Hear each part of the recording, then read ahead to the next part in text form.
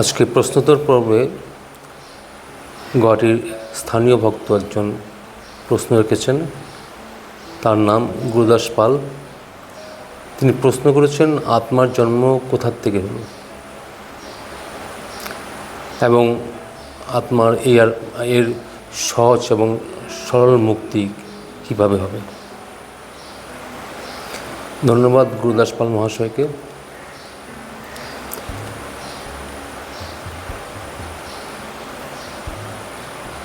আজকের এই প্রশ্নের মাধ্যমে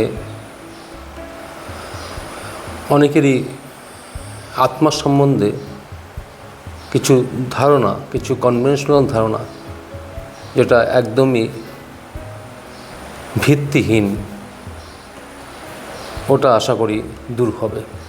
তাই অনুরোধ যে ভিডিওটাকে খুব ঠান্ডা মাথায় পুরো দেখার চেষ্টা করবেন। আমি যত চেষ্টা করব, যত পারি আমি এটা সহজ করে বলার চেষ্টা করব।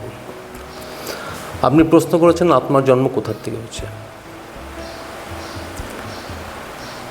মানে আত্মা একটা কোনো জায়গায় আছে, সেখান থেকে আত্মা আসছে আপনার শরীরে। আমাদের যেটা ধারণা থাকে, আত্মা একটা কোনো বিশেষ কিছু একটা হবে, যিনি কোনো একটা জায়গায় আছে, এখন ওখান থেকে সে স্টার্ট করলো, আপনার শরীরে আসলো, জন্ম হলো। কোথার থেকে তো আপনি বলছেন। একটা কথা আমাদের একটু স্পষ্ট হতে হবে, আমরা শরীর, বস্তু, যা কিছু, যেমন আমি এই মুহূর্তে আছি, আমি তাহলে আপনার বাড়িতে নেই। আমি যদি গুয়াহাটিতে থাকি তাহলে আমি দিল্লিতে নেই। আমি যদি আসামে থাকি আমি তাহলে উত্তরপ্রদেশে নেই বা পশ্চিমবঙ্গে নেই। আর যদি আমি পশ্চিমবঙ্গে থাকি তাহলে আমি আসামে নেই। মানে আমি একই সময়ে সব জায়গায় থাকতে পারি না।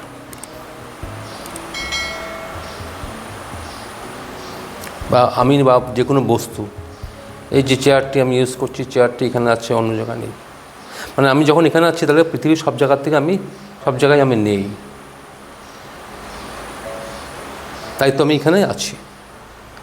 আবার সময়ের ক্ষেত্রে আমি যখন এই মুহূর্তে আছি তাহলে পরের মুহূর্তে আমি হয়তো থাকলাম না, বা আমি 10 মিনিট আগে নিচ্ছিলাম না, আমি এখন আসছি।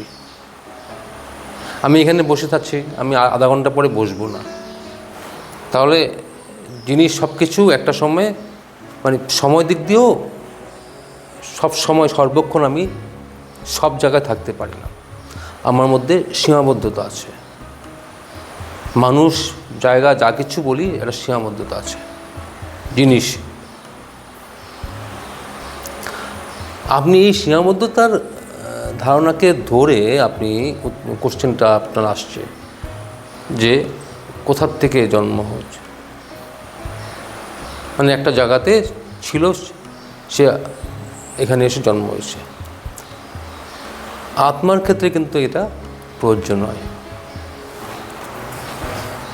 কারণ আত্মা এই শরীর, এই বস্তুর থেকে ঊর্ধ্বে। আবার বলে রাখি, আত্মা কিন্তু আমাদের সাংসারিক ধারণা যেটা আত্মা, স্পিরিট, ওটাও না। আত্মা বা ঈশ্বর বা পরমাত্মা, ব্রহ্ম, কনসাসনেস, এগুলো সবই অলমোস্ট সব কিছুই এক। বিভিন্ন ক্ষেত্রে নামগুলি আমরা একটা নাম, একটা সুবিধা মতন, পরমাত্মা, যারা যোগীরা পরমাত্মা দিয়ে থাকে, জ্ঞানীরা ব্রহ্ম দিয়ে থাকে, যোগীরা আত্মা বা পরমাত্মা দিয়ে থাকে, জ্ঞানীরা ব্রহ্ম দিয়ে থাকে, ভক্তরা ভগবান বা ঈশ্বর দিয়ে থাকে। তাহলে আত্মার ক্ষেত্রে কোনো, আত্মা সর্বত্র আছে, সর্বসময় আছে। সময় তাকে করতে পারে না, টুকরো করতে পারে না। স্থান তাকে টুকরো করতে পারে না।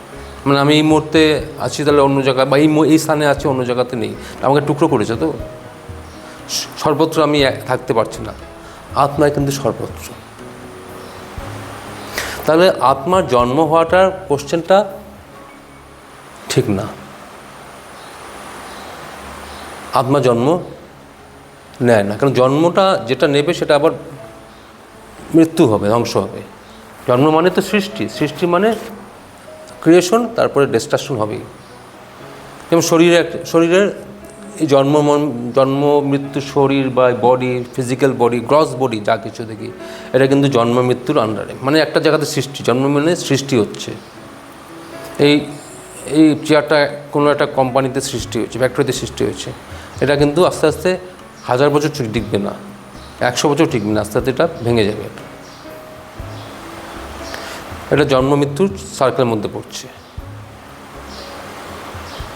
এটা বৃদ্ধি, হ্রাস, পরিণাম, এগুলো হচ্ছে বস্তুর গুণ। এগুলো থাকবে, এগুলো বিকারের মধ্য দিয়ে প্রতিটা বস্তু ক্রস করে। আত্মা এই বিকারের মধ্যে পড়ে না, তার জন্ম হয় না। এখন জন্ম যখন আপনি জিজ্ঞেস করছেন, তাহলে জন্মটা তো দেখতে পাচ্ছে, তো আমরা বাচ্চার জন্ম দিয়ে হ্যাপি বার্থডে পালন করি, জন্মটা কার হচ্ছে? এটা একটা গুরুত্বপূর্ণ প্রশ্ন। এখানে জন্ম যদি বলা হয়, ফার্স্ট জন্ম হচ্ছে শরীরের। শরীর হচ্ছে পঞ্চভূতের শরীর, 5টা এলিমেন্ট দিয়ে শরীর তৈরি, এটা জন্ম হচ্ছে। কিন্তু শরীর যেহেতু জড়, শরীর জড় যেহেতু, শরীর নিজে তো কথা বলতে পারবে না, নিজে অ্যাক্টিভিটি করতে পারবে না। শরীরকে চালিত করার জন্য কিছু লাগবে। আপনি বলবেন শরীর চালিত করার জন্য আত্মা আছে। আত্মা আবার চালিত, আত্মা নিরপেক্ষ থাকে, দ্রষ্টা স্বরূপ, সাক্ষী স্বরূপ, সে আপনাকে চালিত করে না। যেমন সূর্য একটা নোংরা জায়গাতেও আলো দেয়, আবার পদ্মফুল আলো দেয়, আবার কিন্তু সব আলো দিলেও কিন্তু সে কিন্তু আনটাচেবল থাকে। সে কিন্তু নোংরা জায়গাতে আলো দিচ্ছে বলে সে এখানে হয়ে গেছে, অচ্যুত, মানে হয়ে গেছে, চ্যুত হয়ে গেছে, নোংরা হয়ে গেছে না, সে সবসময় আনটাচেবল থাকে।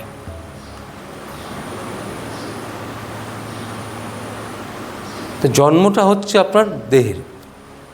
তাহলে আমি কথাটা বলছি, এ কিন্তু হতে হলো, আত্মা কি কথা বলে? আত্মার শক্তিতে আমি কথা বলছি, শক্তি তো আছে। যেমন আমার এই লাইট চলছে, লাইটের সাহায্যে কিন্তু আমি দেখতে পাচ্ছি সব কিছু, এখানে যা যা জিনিস আছে দেখতে পাচ্ছি। লাইট আমাকে সাহায্য করছে অতটুকুই। কিন্তু আমি সে করে চোখ বন্ধ করে রাখতে পারি, চোখ খুলে রাখতে পারি। আমি ওদিকে তাকালি না, আমি দেখবই না, লাইট থাকলেও দেখবো না। আমি তাকাচ্ছি এদিকে, আমি বাঁ দিকে তাকালাম না বা ডান দিকে তাকালাম না। সেই ডিসিশনটা এখানে একজন নিচ্ছে। এখানে কিন্তু লাইট কিন্তু কাজ করে, লাইট কিন্তু ইন্টারফেয়ার করে না। বলছেন আত্মা আপনার কর্মের উপর কিন্তু হস্তক্ষেপ করে না। কর্ম আপনার পূর্ব সংস্কার, আপনার বিবেক দ্বারাই আপনার সঞ্চালিত হয়। এই পূর্ব সংস্কার মানে এখানে কি, শরীরের সাথে আত্মা প্রকাশে শরীরের সাথে একটা অহংয়ের জন্ম হয়, অহংবোধের জন্ম হয়। এই অহংবোধের জন্মটা মানে আশ্চর্য, যেটা অহংবোধের জন্মটা মানে দেখাচ্ছে অনেক কিছু খেলা করছে, কিন্তু অ্যাকচুয়ালি আবার কিন্তু বেস নেই। কিন্তু আমি যদি একদম স্পটে, যদি আমি একদম ক্লোজে গিয়ে যদি আমি এটা করতে চাই, তাহলে আবার কিন্তু নেই। এখানে আসছে মায়ার প্রপঞ্চ, এখানে আসছে দেখায়। যেমন মিরাজ দেখায়, মিরাজ মানে হচ্ছে মরীচিকা, মরীচিকা তো অ্যাকচুয়ালি নেই, দূর থেকে দেখাচ্ছে। কিন্তু এটা কেন দেখাচ্ছে, এটা গুণগত। তেমনি এই যে শরীরের সাথে তাদাত্ম্য একটা হয়, এবং সেই অহংকার ভাবে এই আমার শরীর। তো জন্মটা হচ্ছে কিন্তু শরীর তো জন্ম হচ্ছে, আর অহংকার জন্ম হচ্ছে। তার পিছনের আলো কিন্তু আত্মার আলো।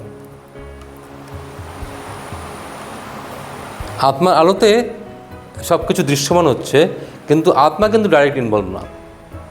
আত্মার জন্ম হয় না, তার মৃত্যু নেই। তেমনি এখানে শরীরের জন্ম হচ্ছে এবং অহংকার জন্ম হচ্ছে। শরীরের সাথে একটা আত্মার শক্তিতে, আত্মার আলোতে সে প্রকাশমান হয়ে একটা হঠাৎ যেন আমিত্বভাব একটা তৈরি হয়ে গেল গিয়ে। এই আমিত্বভাব তৈরি, এই আমিত্বভাবেই কিন্তু সব কিছু খেলা সংসারে। জন্মটা হচ্ছে কিন্তু আমিত্বর, অহংবোধের।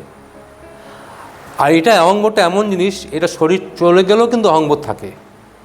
আবার নেক্সট শরীর নেবে, সেটা মনটা সেটা একটা একটা একটা একটা অহংবোধের একটা মাইন্ড, একটা মাইন্ডটাকে পুঁজি বানিয়ে সেই পুঁজিটা চলতে থাকে, জন্ম পরিগ্রহ করে করে চলছে এবং তার মধ্যে বিভিন্ন ইচ্ছা অনিচ্ছা, ইচ্ছার পূর্তি, এইসব আবার নতুন ইচ্ছার জন্ম হচ্ছে, এই করে করে চলছে। একটা সময় এই অহংবোধের নাশ হয়, সে তখন মুক্তিটা, আপনি বলছেন না সহজভাবে মুক্তি, মানে সে যখন জানতে পারে যে এই অহংবোধের কোনো বেস নেই, এই অহংবোধ এই শরীরকে ধরে যে তৈরি হচ্ছে এটারও কিন্তু মিথ্যায়, তো জ্ঞানের প্রকাশ যখন হবে, জ্ঞানের যখন তার মধ্যে প্রতিফলন ঘটবে, তখন সে অহংবোধের লয় হয়। লয় মানে তখন আরে আমি কিসের জন্য আমি এত কিছু ভাবছি, কাকে আমি ধরলাম, এই অনেকটা সেই গিরিশ ঘোষের একটা গান, যেটা জুড়াইতে চাই কোথায় জুড়াই, মানে কোথায় আমি আর ধরবো, কোথায় ধরবো, ধরার তো জায়গা নেই, কোথাওতে আসি কোথায় ভেসে যাই, আমি জানি না। এই যে চলছে অহংবোধের খেলা চলছে, সবাইকে ধরতে চাইছে, একটা সময় গিয়ে সে বুঝতে পারছে যে ধরা যাচ্ছে না, মানে এটা মিথ্যার সব খেলা চলছে, তখন সে আস্তে আস্তে নিজেই লয় হয়ে যায়। মানে যেমন মরীচিকার সামনে গেলে মরীচিকা থাকে না, তেমনি আস্তে আস্তে অহংবোধটাও লয় হয়ে যায়। তখন তার মধ্যে জ্ঞানটা প্রকাশ হয়, সে বুঝতে পারে যে শরীর প্রকৃতি থেকে দেওয়া, তার আসল পরিচয় হচ্ছে আত্মা।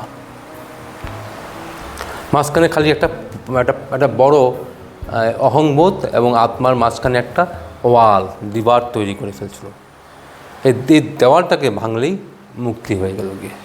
অহংবোধটা তো একটা মিথ্যা ঢেউ তো অস্তিত্ব সমুদ্রের মধ্যে, ঢেউটা অ্যাকচুয়ালি স্বতন্ত্র কোনো অস্তিত্ব নেই। অহংবোধের স্বতন্ত্র আছে কি? ঢেউ, যেমন সমুদ্রের ঢেউ, একটা আলাদা অস্তিত্ব আছে কি না সমুদ্রকে নিয়ে? সমুদ্রের থেকে উঠে গিয়ে সে একটা আলাদা অস্তিত্ব নিজেকে ভাবতে শুরু করেছে, এটাই তো মুশকিল। আমরা তেমনি প্রত্যেকে একটা ঢেউ হয়ে আলাদা একটা অস্তিত্ব ভাবতে শুরু করেছি, এবং এটাই সমস্যা। এখানে যখন আমার বিলয় ঘটবে, আবার সমুদ্রেতে আমার ঢেউটা যখন পড়ে যাবে, তখন সে কী হবে? সে কি ধ্বংস হলো? ধ্বংস তো হয়নি, সে সমুদ্র হয়ে গেল। তেমনি আমি যখন জানবো ঈশ্বর, আমার আর ঈশ্বরের মধ্যে এক চুলো প্রভেদ নেই, তখন কিন্তু আমার বিলয় ঘটবে। তাহলে জন্মটা হচ্ছে কার? জন্মটা হচ্ছে কিন্তু দেহের, আত্মার জন্ম হয় না। তার আত্মার জন্ম হয় না, আত্মার মৃত্যু হবে না। দেহের জন্ম হচ্ছে, দেহের সাথে অহংবোধের জন্ম হচ্ছে, দেহের মৃত্যু করছে, এই অহংবোধটা চলছে, ক্যারি ফরওয়ার্ড হয়ে চলছে, আরও স্ট্রং হচ্ছে, আরও কিছু আপনি এক্সপিরিয়েন্স তৈরি করছেন, আরও স্ট্রং হচ্ছে, পরের জন্মে আপনি আবার একটা নতুন বডি তৈরি করছেন। এই করে করে একটা সময় অহংবোধের যখন মুক্ত হবে, যখন জ্ঞানের প্রকাশে, যেমন মরীচিকাটা তখনই যায় যখন আপনি জানবেন যে এটা তো মরীচিকার ভিত্তিহীন, তাহলে আপনি ছুটবেন, জলাশয় দেখে ছুটবেন, জলাশয় ভাবছেন বলে ছুটবেন, আপনার ছুটাটা ভুল ছুটা, কারণ জলাশয় কখনো হয়নি, এটা মরীচিকা। তেমনি আপনি যখন জানবেন যে এটাও ভিত্তিহীন, তখন একটা সময়, একটা জন্মে হয়তো মহাপুরুষের সান্নিধ্যে বা নিজের সাধনার মাধ্যম দিয়ে আপনি একসময় জানতে পারবেন, তখন অহংবোধটা যেটা, ওটা বিলয় হবে, তখন সে মুক্ত হয়ে গেল গিয়ে।